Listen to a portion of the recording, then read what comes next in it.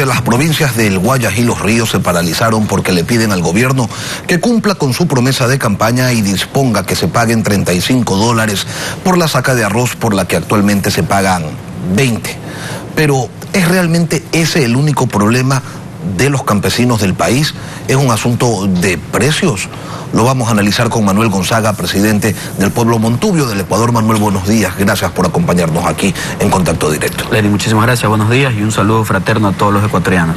No solo los arroceros, sino también cañicultores y bananeros salieron a bloquear las vías pidiendo incremento y respeto a los precios de sustentación. ¿Qué es lo que está pasando? ¿Quién incumple con los precios determinados? Empezar diciéndote, Lenny, te pido disculpas. Desde nuestro pueblo nos solidarizamos primero con la huelga de hambre que está haciendo la UNE. Y por supuesto nuestro pueblo y las justas reivindicaciones de ellos para nosotros son sumamente importantes. Para seguir, creo que esto fue lo que encendió simplemente lo que ya empezó a explotar. El sector agropecuario está devastado, el sector agropecuario ha tenido tantos malos ministros de diferentes malos gobiernos que ha permitido que esto sea una bomba de tiempo. El tema del precio mínimo de sustentación del arroz es simplemente el pretexto para poder encender lo que se viene. Es preocupante cuando vemos que el anterior ministro saca los $35,50 y reduce a 29, a 31, poniendo una franja de precios. Pero sin embargo ese precio mínimo no se respeta. Están pagando 18, 20 y lo que le dé la gana al intermediario. ¿Desde cuándo no se respetan los precios de sustentación para el sector arrocero? Nunca se ha respetado. ¿Y por qué no le hicieron esos paros a Rafael Correa, a Lenín Moreno, y se lo hacen a un gobierno que lleva hoy 51, 52 días de gestión? A todos los gobiernos se les ha hecho movilizaciones pacíficas como esta. Obviamente el sector está enardecido porque estos precios mínimos primero son inconsultos. No, los agricultores y los arroceros no estuvieron en las mesas para poder tomar la decisión junto a la gran industria y mucho menos con el Ministerio de Agricultura. En estos días se ha venido dando diálogos y los dirigentes han tenido y han solicitado convocar a una movilización para no solamente eso. Tenemos el precio, los costos de producción es lo que engloba el problema del sector agropecuario. Tenemos que nosotros no estamos en las mesas técnicas de la focalización de los combustibles. Nosotros solicitamos en octubre también y vamos a seguir solicitando que se derogue este decreto que libera los precios de los combustibles.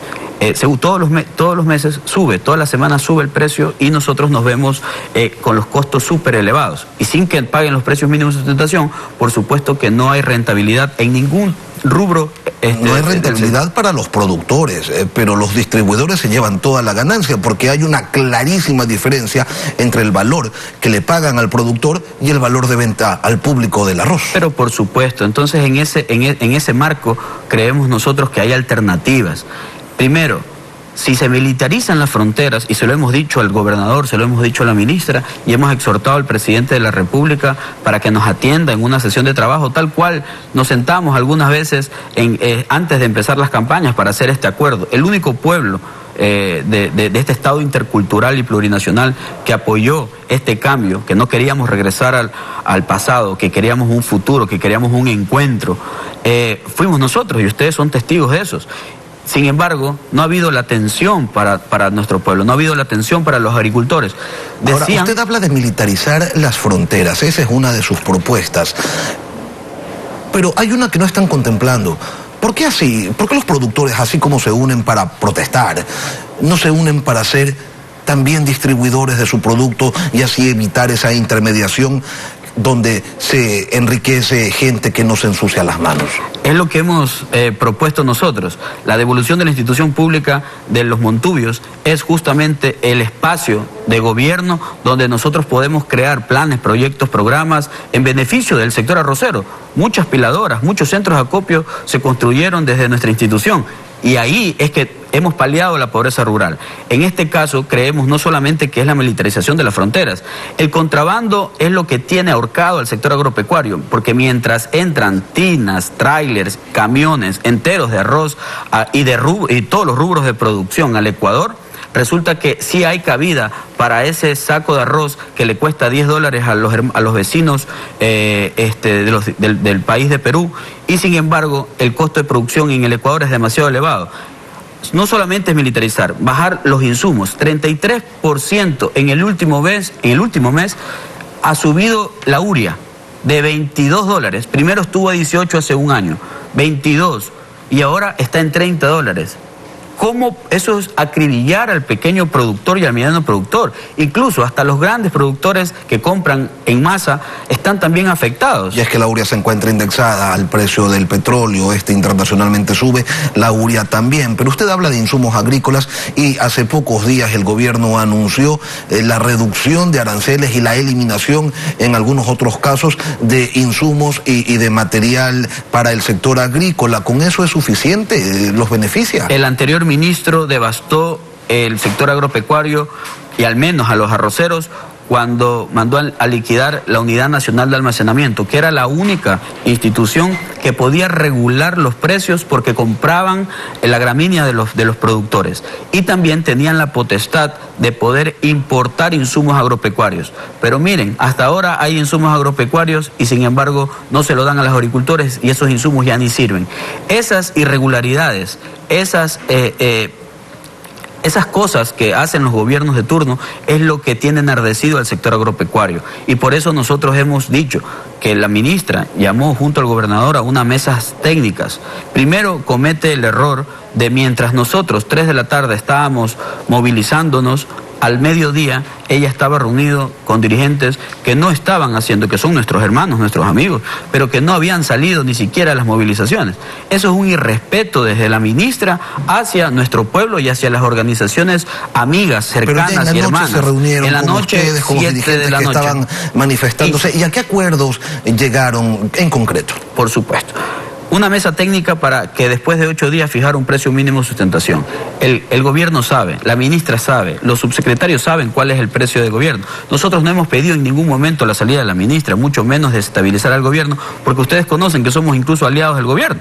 Pero hemos dicho que en esas mesas técnicas no se demoren mucho. Hay 8 días. Si después ayer justamente estuvimos en San Borondón agradeciéndole a los agricultores por todo lo que se hizo. ¿Qué pasa si en 8 días el gobierno no determina un precio de sustentación con el que ustedes estén de acuerdo y sobre todo no lo hace cumplir? Porque aquí el problema no es fijar, puede fijarse 35, 33, 31, el problema es que no se paga.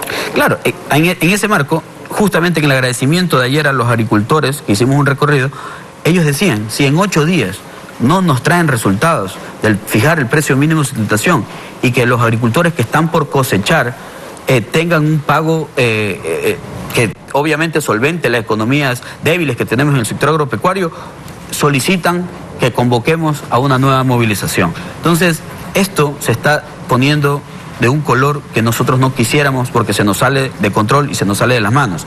Es necesario que esas mesas técnicas den el resultado necesario en 8 días para fijar el precio, pero que se respete el precio. Y usted como dirigente, como presidente del pueblo Montubio, suscriptor de un acuerdo en tiempos de campaña con Guillermo Lasso, ¿estaría dispuesto a empujar una paralización, una nueva paralización a tan pocos días de iniciado el gobierno, tan pronto se terminó el amor? No estamos en contra del gobierno. No estamos en contra de la ministra. Incluso la ministra recién el día lunes la conocí, no tenía el gusto, los dirigentes ya la habían conocido. No se trata de ser opositores, se trata de que somos aliados y que tenemos que conversar. Pero el presidente de la República tiene que contestar la docena de oficios que le hemos enviado pidiendo una mesa de trabajo con él y los principales dirigentes del sector agropecuario en el país, no solamente de los Montubios, sino del país, donde entren todos los pueblos y nacionalidades y se empiece a resolver los problemas que sabemos que es una herencia de los malos gobiernos que estuvieron antes. Pero eso no quiere decir que no podemos dejar de alzar la voz y decirle a la prensa nacional que necesitamos el apoyo inmediato del gobierno y la intervención, porque nosotros somos sustentables y no pasa nada, pero el gobierno tiene que poner las reglas en la cancha y decirle a la Superintendencia de Control de Mercado que regule los insumos, que le diga a los señores de aduana, militares y policías que eviten el contrabando Y ahí, en 3 días, nosotros podemos ver que los costos de producción bajan y, sin embargo, el precio que compran los intermediarios